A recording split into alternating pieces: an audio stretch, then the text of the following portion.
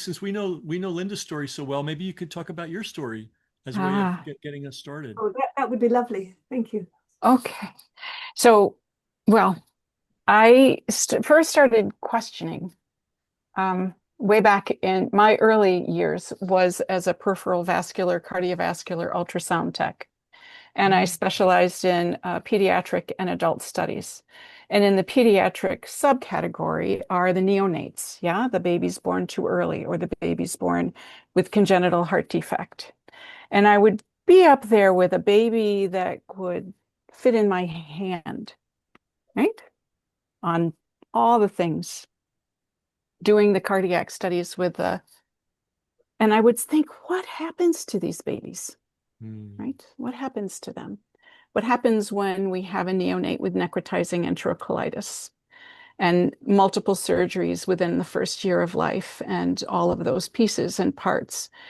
Fast forward that into my own child rearing with I have autistic children, children on the spectrum, and they have children on the spectrum, and many years of all of the Western medicine work, switching into massage therapy, finding Rosita and going, this is the missing piece, this abdominal work, right?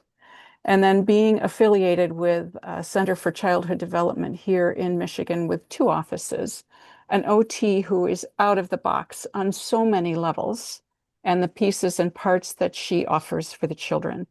And doing the abdominal work on her, she said, wait a minute, this would help the children.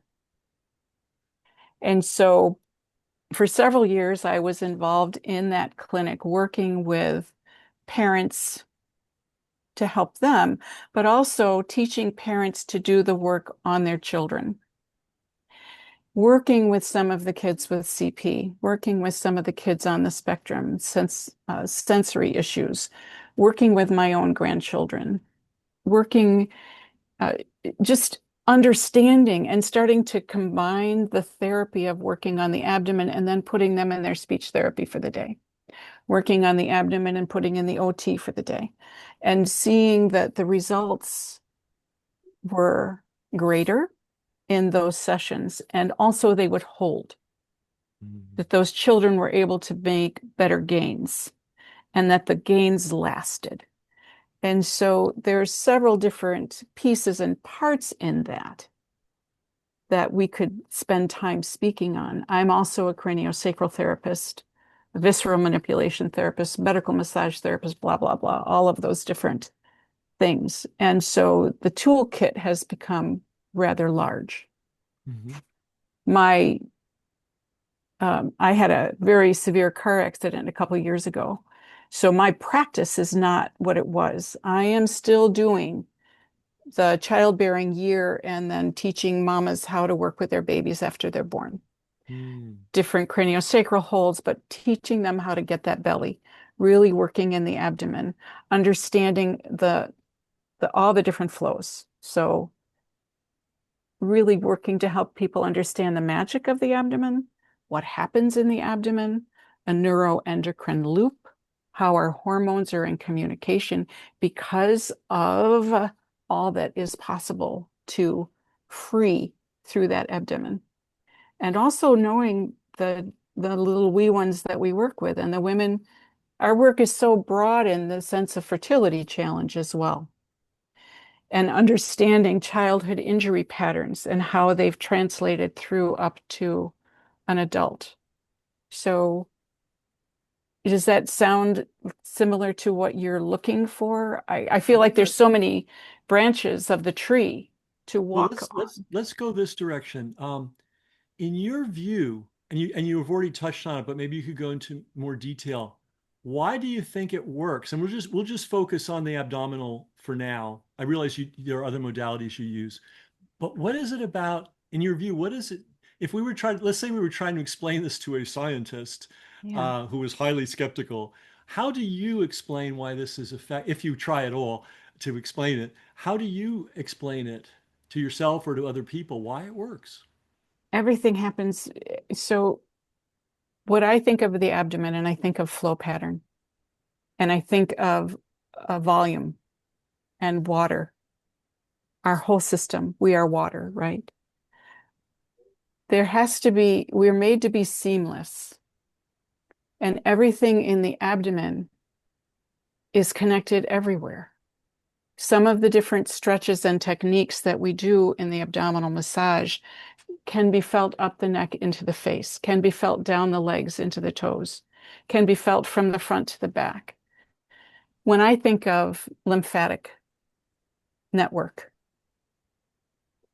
and arterial network, venous network, nerve pathway, meridian system, when we address the issues of the abdomen and get everything in just a pliable, supple relationship, the brain, the vagus nerve, the interrelation of the vagus nerve's pathway into the abdominal organs, we really impact that, and then it just clears the neuro pieces that I see. That's the best way that I can explain it. And my way always is, let me show you. Get on the table. Let me show you. Gotcha. So, Linda had the experience of being invited to join a PhD program. Lovely. Amazing, by a guy named Patrick Wall, who is the person that conceived of the idea of the gate pain of theory. So he was a superstar of neuroscience, and he was so taken with what she was doing that he said, "Why don't you join our program?" Now, at the time, Linda's only academic training was in painting and fine arts. She's a painter. So she had the opportunity to be in that world and start reading the papers and have access to the papers pre-internet. And I'm gonna explain a little bit more, then I'll leave it to Linda to explain. But if you can imagine a room full of small silos. So over here you've got, cardiovascular, over here you've got pediatrics, over here you've got this. What she found, if you go deep into every one of those individual silos, you find a total understanding of why what Linda does, and because she has her method too, what Linda does works. It's just that nobody has ever made it an attempt. And Linda did prepare a thesis on her work with children with cerebral palsy, where she measured them before, during, and after. Love it. Which is really good. But the amazing thing about it, her thesis, or one of them, is the breadth of references from, I think we counted once, it was over 30 different disciplines. So I think Linda's got two things to offer, and I'm going to give her the floor. One is she's been doing this 46 years since, she's been working on the larger issue for 46 years. The abdominal stuff, maybe 26 years, give or take. And she's also had occasion and opportunity to dig into a pretty detailed explanation of why it works. We've recently found a anatomist and osteopathic doctor in Italy who writes the most amazing papers on how all these things are interconnected. It's quite incredible. What's his name, Linda? Bruno. Yeah, Bruno, Benoni. Bruno, right.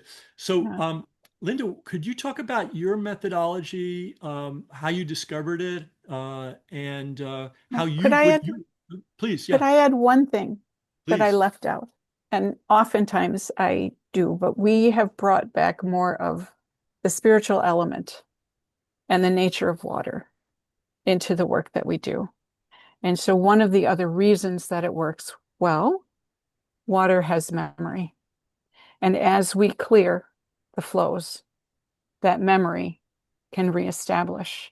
And our intention as therapists, which we are very keen to have our people work with, is whether they say prayer, whether they say intention, whether they say affirmation, that this is a constant in our work as we are touching that belly to reawaken the memory of that soul.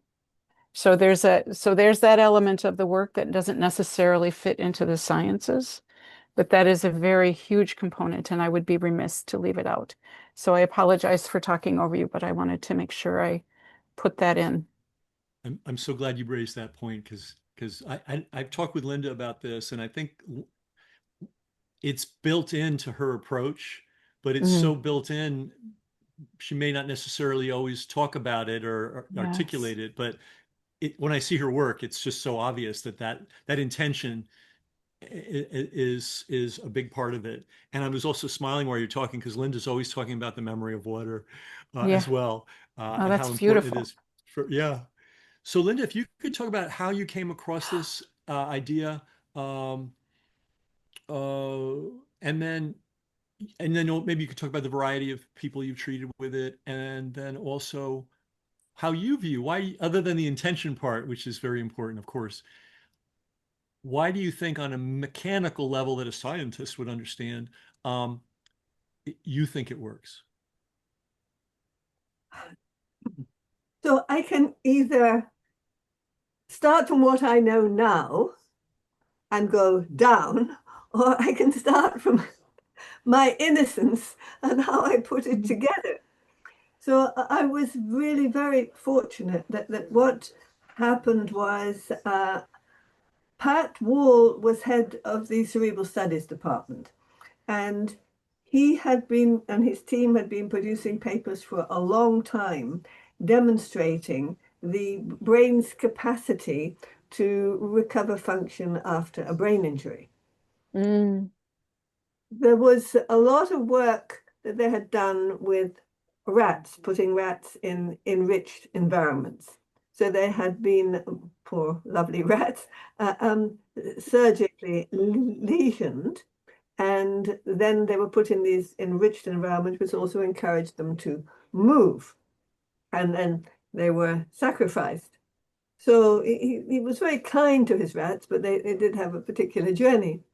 So what evidence that he had um, substantiated the theory that something in these enriched environments, whether it was the movement or the stimulation, was affecting the capacity of the brain to build new connections, even in the case of rats that had maybe only 10% of, say, their visual cortex functioning, that it would be recovered, that their sight would be recovered to between 80 and 90%. So now, obviously, if you were working with the rat's vision, they still had their paws. And if you took one paw out, you still had three paws. But what they didn't seem to look at, what I mean, as time went on, and I looked at papers that were being presented, seemed to think the exercise was more important than the enriched environment. But I was, when I wrote to Pat Wall, was saying, well, look, the exercise is having an effect on the animal's respiratory capacity. So why do you not mention breathing? Well, we can't mention breathing because we haven't tested it. mm, So I began to realize that if science was skewed in a particular way, that if it was too difficult to provide a statistical evidence based on being able to get that kind of data, then it was passed over. So you built a whole different structure, which was, in a sense, symptomatic, not really looking at the origin.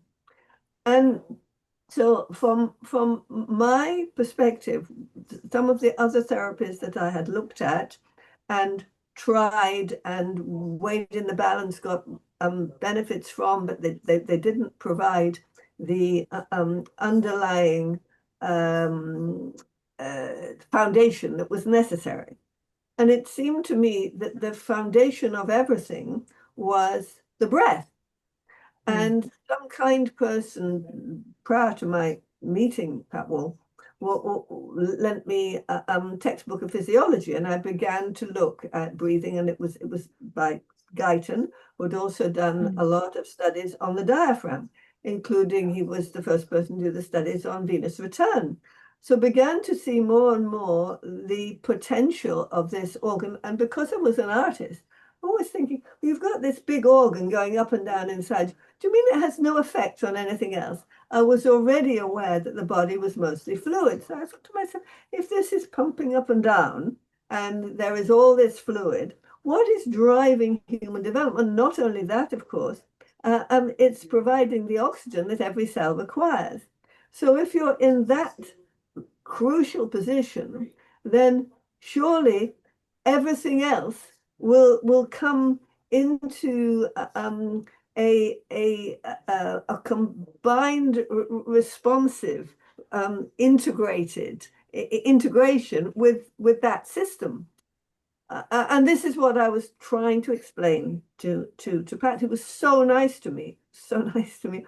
He said, well, I'm really interested in what you're saying, but I think perhaps you mean it a bit more like this. Oh, yes, that's a better explanation, Pat. And then he said, well, we've got a lot of PhDs walking around my department. They don't have first degrees in science. I'll get you in to do, I mean, this was after a lot of conversations that we'd had. And you can do 3 years in one and then go on to do a PhD.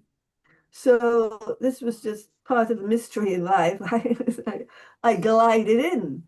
And he put me wisely in the psychology department because at that time, psychologists, the professors and so on, they were pretty wacky and very open to anything that was new and different, provided you could talk about it in a clear way and were ready to statistically test it. So now I had the university library at my fingertips, and even going back that far, I began to find evidence that the diaphragm was a multifunctional organ, that it was the body's main postural organ, that it moved the lymph around the body, that and the cerebral spinal fluid. It was responsible for blood pressure. And so there's all different studies that I'm finding.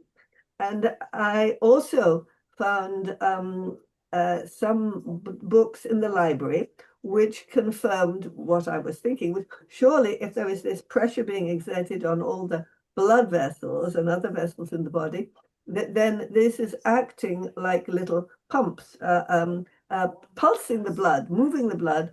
And then even back then, although there's been more accepted evidence more recently, there were papers that connected genetic expression with the presence of oxygen and the presence of pressure. So I thought to myself, well, obviously that's what happens. You have no cells can live without the oxygen. You've got this wonderful system that is providing the oxygen, moving the fluids, preventing stagnation because it's so important for circulation. And also, I discovered, and it took me a while to discover this, how much the early flat diaphragm develops into a dome and descends. So now we have this pump working on all the internal organs, and then of course it's opening up, it's blowing up from the inside. The child, the infant, the newborn that has been very compressed. And what does the infant want to do? Just like somebody getting out of an office desk, it wants to stretch out. And in this way, it's beginning to find tiny little rhythmical movements using its joints as little sort of water springs, as it were, because everything is floating on water anyway. And it just was so fascinated that none of this was referred to in school. Nobody had access to what was actually the reality. Another reality was built in because of the way science and biology and physiology I taught in school, and presumably at medical college as well. And probably it's worse now than it used to be, because it did seem that in the past, in the 20s, 30s, and 40s, there seemed to be much more interest in looking at integrated systems. So I've begun to think, if the newborn has a weak flat diaphragm, it needs to pump itself up to inflate from the inside, therefore opening up the shoulder girdle, the pelvic girdle, and the spine, and in this way releasing blood supply to the nerves. And I thought, we've got in these books talks about innervating the nerve. It doesn't say more blood supply to the nerve so it works. You haven't got the language, and the obscure language of medicine, so almost deliberately never bothered to learn to identify particular muscles. I just wanted to look at them. I could see what they look like. Why should I use that term? That doesn't lead me anywhere. It doesn't lead me to connect. And passing through even guidance books, I noticed that looking at the blood and it first of all, oxygen would be mentioned, and then oxygen would be just blended with other metabolites. So then suddenly there were metabolites, but there was no word for oxygen anymore. So it was as if that was no longer paramount. And because I'd been so visual all my life, I just kept seeing things and seeing things. So I thought, how is it that the infant doesn't fall apart because it's born, but the rather like pumping up a can, and when you get older, of course, there's a deflation where everything kind of implodes. But what's holding the infant together? So then I found there was like a onesie suit of superficial fascia holding the infant together. So I began to realize that if you had a brain injury, this superficial fascia became more and more dominant, and the connections between the joints and the nerves and ligaments and movement of fluids in the joints, they were being bypassed. So the infant had like a glove, a onesie suit of emotional muscle, because that connected to the limbic system. And then as I dug out more papers and time went on, there was a lot of material, again using rats, which showed that if there was cerebral stress before birth, then there would be a redirection of blood supply away from the lungs and diaphragm to the brain to help the brain. And in extremis also, blood supply away from other developing organs, depending on the frequency, intensity, and duration of the timing. So that was interesting, because sometimes when I was looking later on at the children, I would be looking for a liver, and there didn't seem to be any liver there. I mean, all their internal organs, if it's a severe situation, are going to be affected. But then they will be affected over again, because this respiratory pump is now either very flat and underdeveloped, so they're breathing like this, or in the case of an injury to the connection between the limbic system and the rest of the brain, they would be breathing emotionally up here, or a mixture of the two. So how did the infant change this situation over? So it had to be by its movement. So I began to examine crawling and the forces that needed to be in a particular alignment. And I realized gradually that even if a child with cerebral palsy or autism crawled, they were still largely using their superficial fascia to facilitate this. And also the positions that they were getting into, although from the uneducated eye looked as if it was crawling, when I took those positions, it was horrible. It seemed to be restricting my breathing and not allowing the fluidity of movement to my body.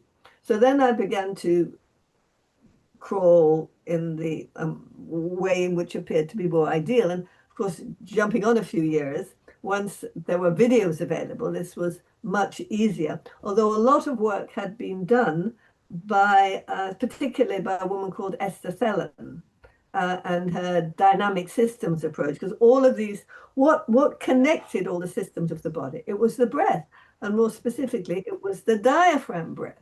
And the diaphragm, of course, was descending into the abdomen. So rather than look to work into the other areas of tissue in the body, I thought it's the diaphragm. If we work on the diaphragm will do the job for us, because that's how it's done. The baby moving via using the psoas muscle, the scalene muscle. I realized too that all the internal organs were connected to the diaphragm. The diaphragm was also mainly fascia. The diaphragm had memory and intelligence, and it became more and more fascinating because it made much more sense in terms of how the body works, and also we're feeding all this bacteria in the body with nutrients as well. So I then began to create a method that was attempting to copy the pressures of breathing inside the body from the outside. And there had to be very, very, very gentle and tender. There was a kind of tenderness. And I explained, it's not a massage. We're working on water. Water isn't compressible, at least not, it's not compressible. So you're creating waves, and you need to respond to the waves that you are creating within the diaphragm. I tried, for interest, different areas, but nothing compared with when I was working directly on the diaphragm, except when I started to pattern the crawling into the children, the way of crawling, which was evolving, and the pre-crawling movements in relation to the diaphragm. And then then gradually, because I also used hyperbaric oxygen, I got adults who were coming to me for a variety of different reasons to go in the chamber. And I would look at them and see they were short-waisted, their breathing was here or here, they were sitting using the fascia like this or that. And already I had noticed when I was doing a consultation with the children, and I could see, of course, the parents trying to sit up and not replicate, allow me to see them replicating what I was talking about. But I began then to notice mother after mother after mother had a similar problem. So I thought, this isn't genetic. This is the fact that one mother has given birth to another child, because the respiratory capacities of that mother under stress, and it would particularly vary, so it didn't mean that all children were like that, but although you could see a slight stamp. Although, of course, I had also read another paper which I thought was very astute, which was saying that we all have periods of oxygen variability occurring to us as before we are born, and this helps in some way to model the brain. And certainly it can, because it's creating a need to push more synapses in the easiest way, in which, because water takes the course of least resistance. So I thought that's interesting for strengths and weaknesses. And I also saw in myself, because I'd had a bad electric shock when I was an infant, and I was an extremely strong swimmer at 4.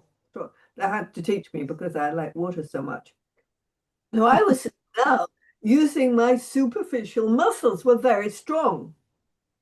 No, I could, in my sort of late teenage years, when I was as slight as I could play the arm game, I could lift a 10-stone man. I thought, but as I grew older, my swimming was not so good. And I also had developed a stammer. I don't mind my stammer because I love to debate, and it held proceedings up. I was able to articulate the word. And I would see a word coming up a distant one, and I'm going to stammer with that one. At the last moment, I had to split and find another word, which made my linguistic abilities a little better, probably. Anyway, so I could see things in myself, into myself. So I had lots of ways in to this. So, and from this, we found that children were able to sit up who couldn't sit up. Those who were sitting poorly could sit better. Began to find that as the pelvis opened, they had the capacity to crawl and to stand and even to walk. And some of the children who clearly had autistic spectrum disorder or were ADHD, they were becoming much calmer and able to connect the emotional arousal and huge amounts of emotionally stored information much better to the rest of the brain. So I found that the diaphragm were in contrast to the limbic system, which is your emotional muscle. And of course, I love to dance as well. So this was, I don't know the degree to which this was overemphasized, but in any music, I used to feel I just swallowed the music and then I danced. But I had difficulty singing. So instead of singing, I had to dance because my respiratory capacities didn't allow, I had no idea. I would open my mouth and look for a note, and this awful sound came out. Also, I was always curious. I couldn't, the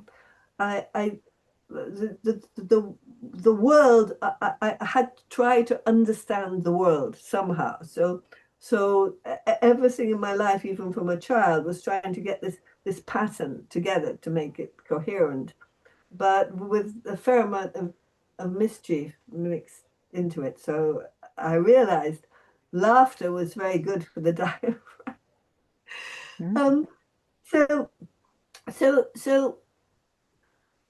So I've reached this point now where the only, well, amongst other difficulties, is that, say, 10 years ago, and prior to that, because I started within 2002 with the clinic that I have, most mothers were at home with the children and they could do these exercises.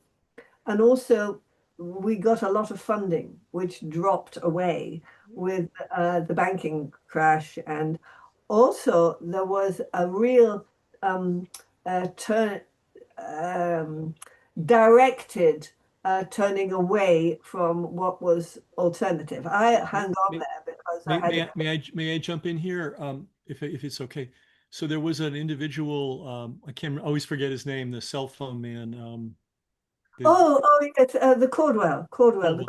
And he was funding alternative treatments for autism on a large scale. He's a billionaire, and you probably know England is socialized medicine, which means the government is the provider of medicine. And so everybody who interacts with the medical system, 99.9% of them, gets their service from the government, expects to get their service from the government, and expects it to be free. So very different from the US. So what Mr. Caldwell was doing was he was saying, look, go to Linda, she'll work with you and send us the bill. This is roughly how it worked, and we'll pay the bills, because even then the government was not interested in paying the bill.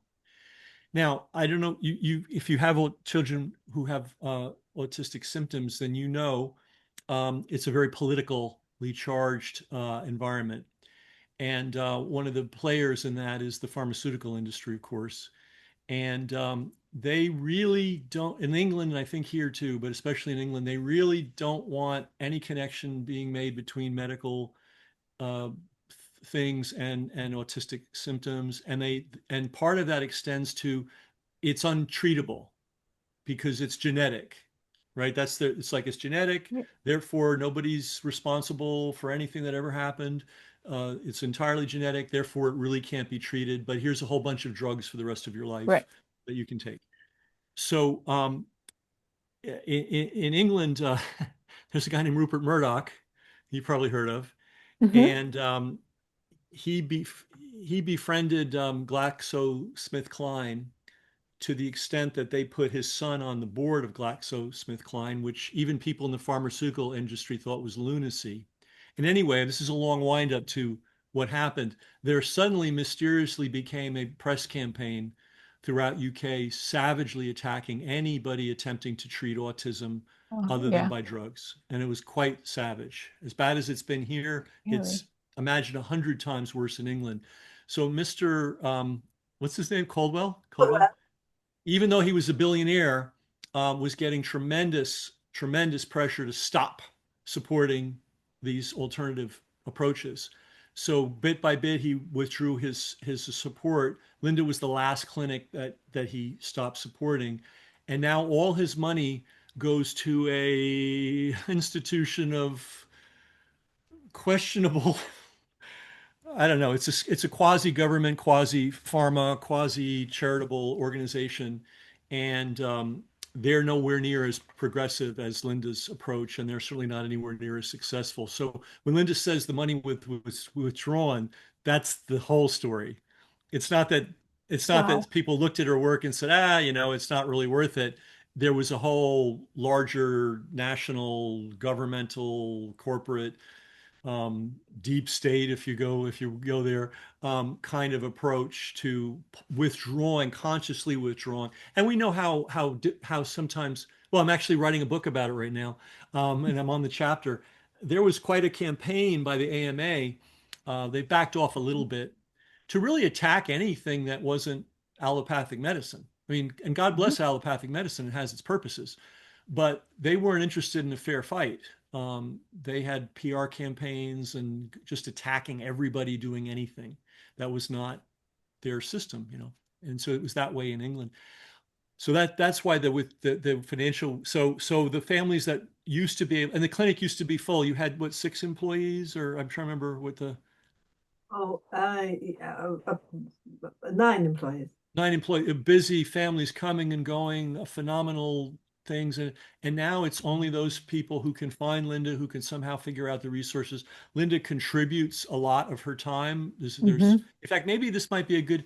Did you have an opportunity to see the short video of Hugo, the boy who was never supposed to sit up? I don't Um, know that I did. I okay, don't think so. this is an example. Linda happens to be treating this boy for free for now for many years. And Okay. Paul, I wonder if you could gear up. It's very short and it will really show you Linda's work. Um, Okay. if you don't mind going off on that direction. I Paul, would love to. I'll pull can it you up right pull now. that up? Yeah. Do you want the The, reel the with one that the? we use on the homepage. Okay, Yeah. gotcha. Great. And Beth, is it Beth Ann or Beth when people say, Mostly, I introduce myself as Beth Ann and oh, then okay. let people. So Yeah. thanks, Beth Ann, for indulging us in this. But I think this will be Hmm. interesting. You won't see any of the touch work. You'll just see the progress that comes Yes. from that over time, because cerebral palsy obviously is a big hit. It's not something. Right. And yeah. Okay, so we want to blow that up, Paul, real big. There we go.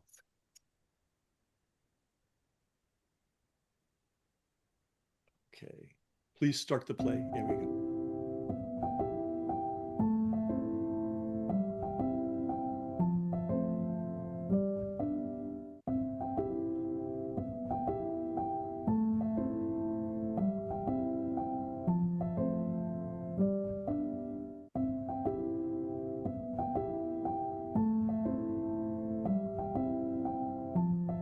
The prognosis that was given to us was worded like he may recognise you, which was obviously absolutely crushing kind of thing to hear. But he's just doing so well in comparison to that outlook, that bleak outlook that was given to us at the beginning.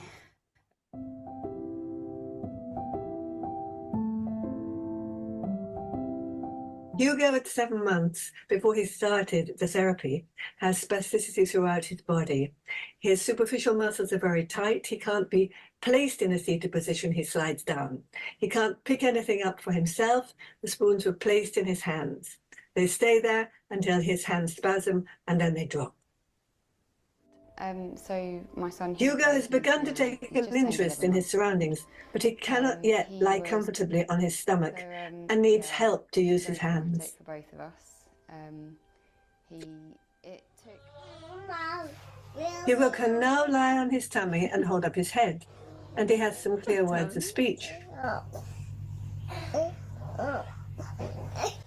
Although he's clearly frustrated. Good, and then turn back over. Can you roll back over? Yeah? Hugo has begun to wriggle successfully across the floor. That's it, Hugh. Look at you. He's off, he's off. Yes. He's off, he's off. Nearly here. That's it. Push with your hands. Yes. Oh my gosh, that's brilliant, Hugo. That's brilliant, Hugo.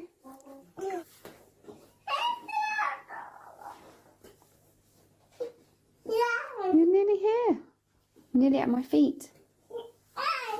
Hugo can now crawl the length of the room. His crawling is much more coordinated. His arms and his legs are beginning to work together in a bit of a cross pattern. But he still can't hold up his head well enough. So there's still work to be done. However, he's beginning to enjoy movement. And this is very unusual for a child with cerebral palsy. So we see him thinking about how to edge himself forward and taking pleasure in it.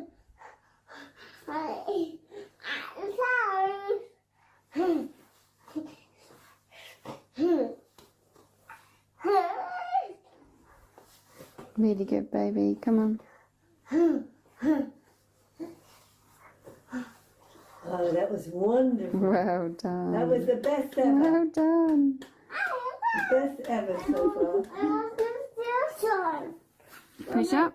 Push yourself up. So, Hello. I want to be astronaut. Yeah. hello, Ken.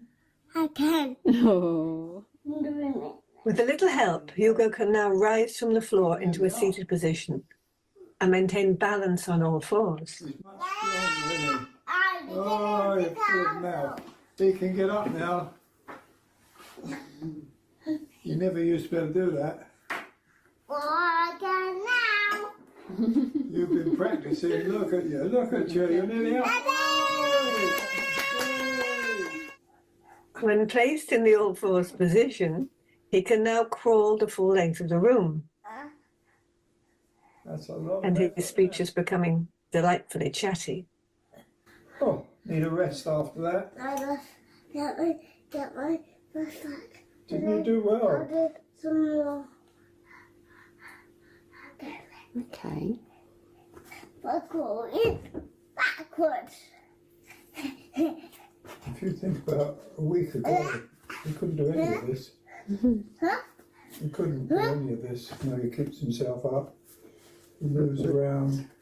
This is He's going Ta-da! to be in a couple of weeks. this is the furthest I've seen him go like this. He's well I'm away. coming. You put him down, you won't find him. Oh, I love that. Get my first. He's off. Yeah, we get my first back first. Doing well, aren't you? What are You're really big now, aren't you? Eh? Really big. Wow, big boy. Well done, Huey. Wait, yeah, we take out. Look how far you've come. All the way down there. I don't know where there. And It's then a long way. go all the way up to here. Yeah, a long way up to here. Almost on the max. Eh? Need to go. Oh, it's such an effort, isn't it? Such an effort. chocolate? I've got to do. Bribery. After I've got to the end. Wow. Oh, nearly there. You're doing so well, There we are, baby. we're I on the can't way. believe it. We're nearly there. We're there. Only a little tiny bit more to go. Well done. Just a little bit. We're there. You Hooray! did it. You're the champion. Really, that must be worth a bit of chocolate, that must be. Oh, it's definitely worth it. He's done that all by himself. Oh, what a clever boy. Is this a first? Yeah, it is. It is a We've been first. waiting ages. He can now rise from the floor without help, That's good. move into a sitting position, and then go back onto all fours. Almost here. I fell over because my arms were hurting. We always keep on trying. Keep on trying. This is really nice because he's doing shift. Yeah. Clever boy, you've learned so much. He can easily call the length of the room, and he's beginning to express himself well and with the mind of a 4-year-old. Feel inside your body. Suddenly that you can jump on a wall. Yeah. Almost done.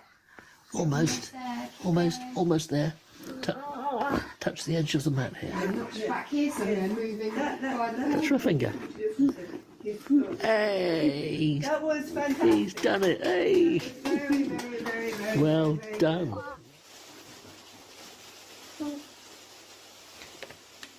Hugo now has beautifully controlled hand movement. He can play.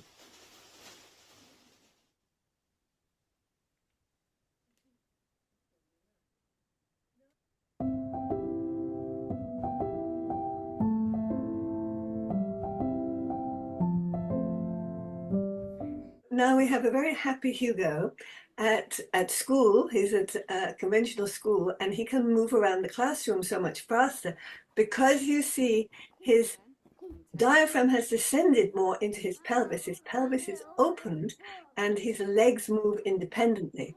Before, it was a lot of bunny hopping. Although his crawl may have been very charming, now we can see the beginning of something very different. And it's the beginning of a much stronger cross pattern. He's holding up his head very nicely. And of course, he's enjoying everything that he does and discovering how his body moves in different ways. This he discovered for himself. This high kneeling he discovered entirely for himself. It's bouncy. Again, of course, lovely for the diaphragm, and also indicates that his breathing is more powerful, can hold him in that position. It's nice to hear him counting, because that's quite a skill to be able to be doing this and count. 1, 2, 3, 4, 5, 6, 7, 8, 9, 10, 11, 12, 13, 14, 15, 16, 17, 18, 20. It's been 6 months since Hugo was given an obstacle to crawl over. And we've just been doing the therapy and ignoring obstacles. I happened to have a rolled up yoga mat, and he fancied to crawl over it. So this was very interesting.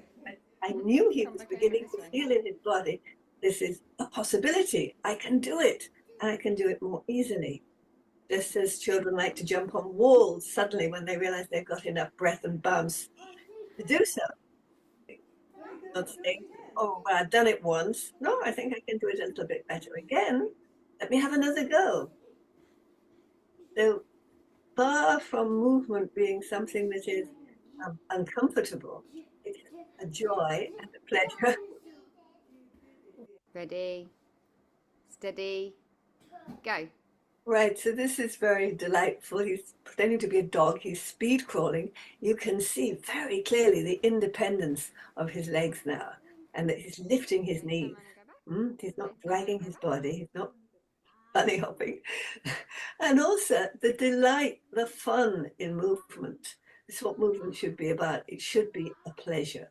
And when your breathing coincides and helps your movement, just look at his knees, which show you very clearly that measure of independence and not stuck together. Now, this is interesting because Hugo expresses his desire for a drink. So I handed him one in a fairly soft plastic cup. Well, there are two, but it was still fairly soft. He was able to hold it while sitting up and keeping his balance and not squash the plastic cup, but to keep his fingers supporting it but without that pressure that children with cerebral palsy so often bring to bear, which makes it quite difficult for them to let go of things even. And he could do that very splendidly. Okay, so before he left, Hugo wanted to show us something that was on his mind that he thought he could do that was new. And as you can see, he's beginning to get up on his knees and to start first attempts at knee walking.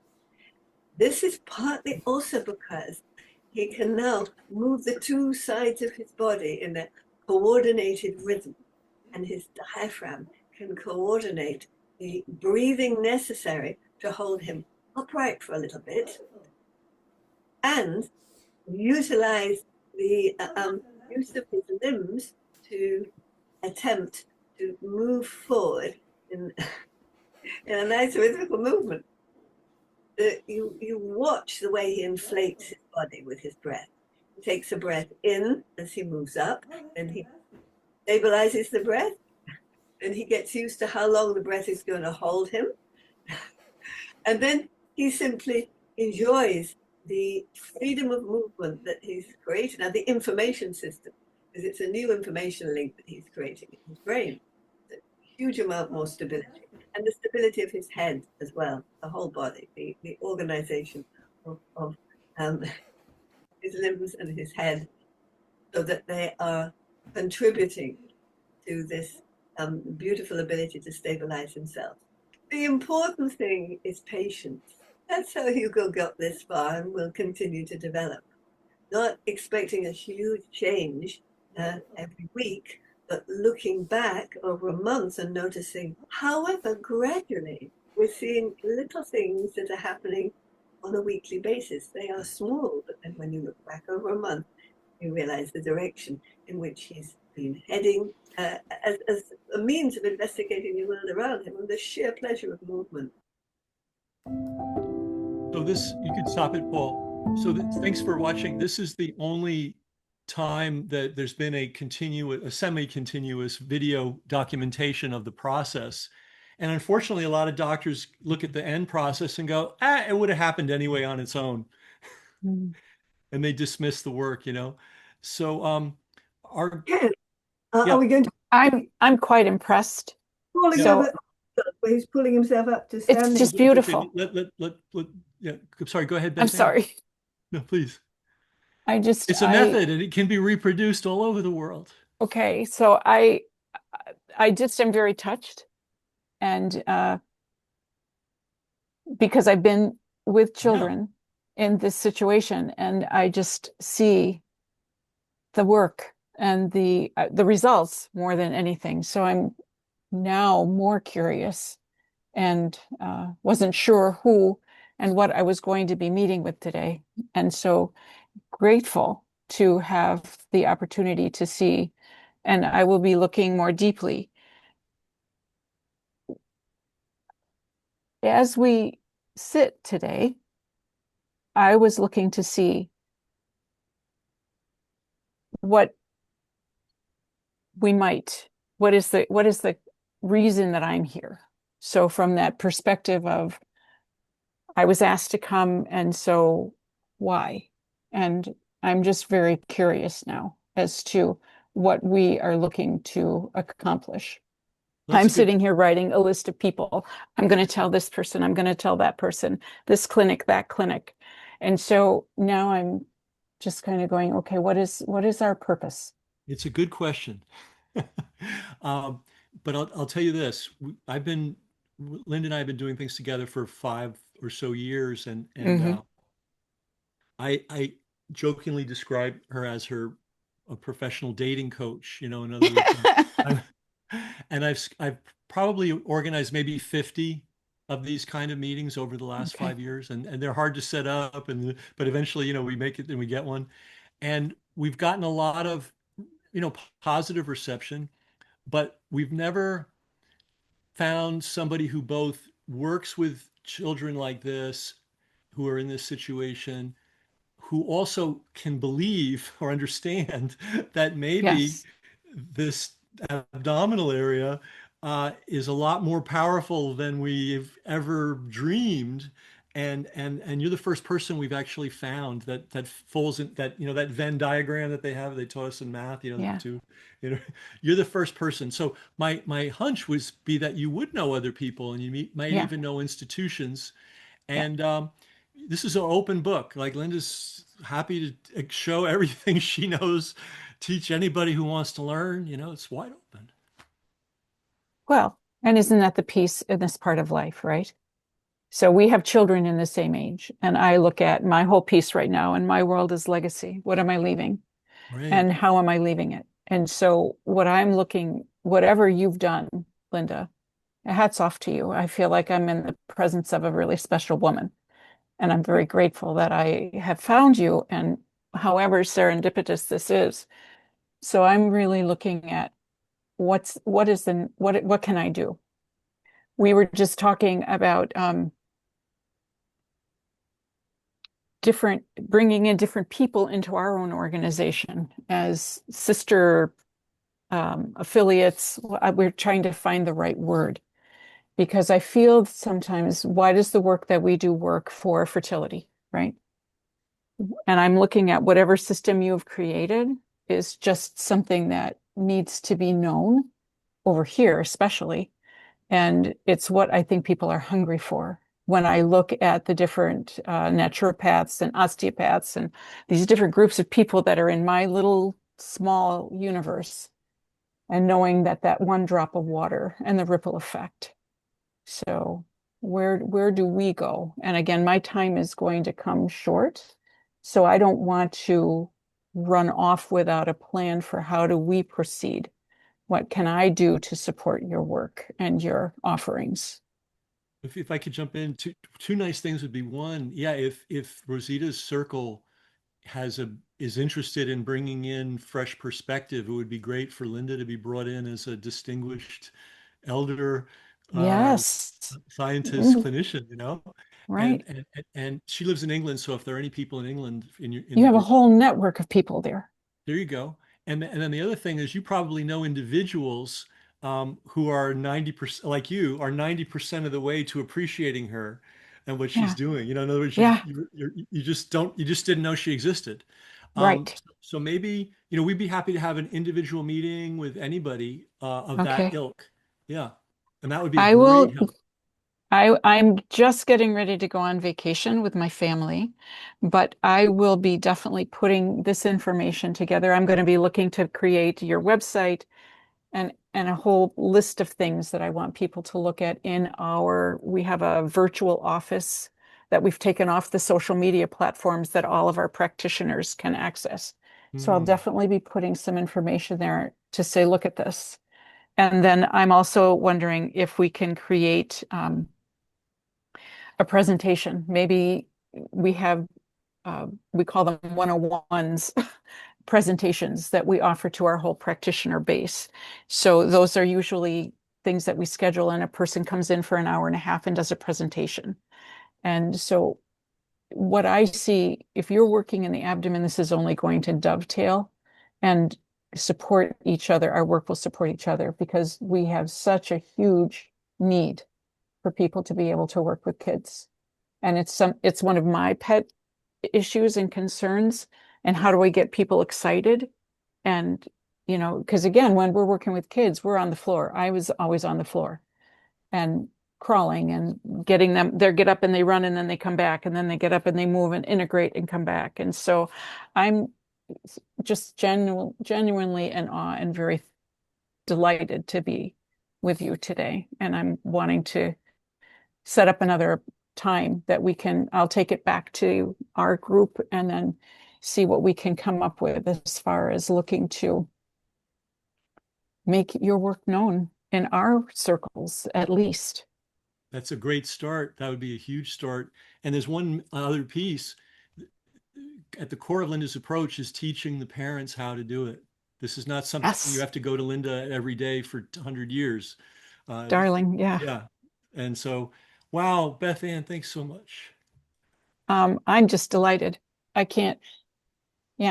just so delighted. I would love to have you closer so we could just spend hours yakking and showing each other, right?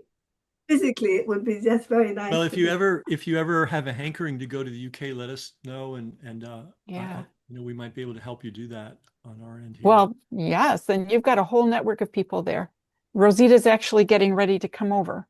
Oh, really? So I will, yeah. So I'm going to definitely go back to her and talk to her, and then also to our group of people, because this is so beautiful to see, just even that little video, but also to hear you.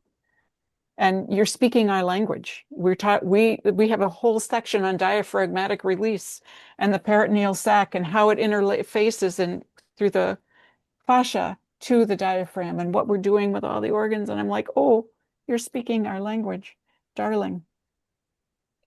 Oh, bless you. Thank you. Yeah. So So I'm very delighted. Well, great. Thanks for coming and joining us and taking a leap And of faith. yeah. So I will get back. I have your email, Ken, I believe. Yeah. Yep, and we have yours. Great. So again, I'm getting ready to go on vacations. So Have for a a week great in the woods. vacation. Yeah. A week in the woods where we're going to breathe and dance in the water. So Great. thank Well, you so much for taking the time and inviting me in. it was lovely to meet you, Rennie. It's lovely to meet you. I feel very honored to be with you today. Thank you.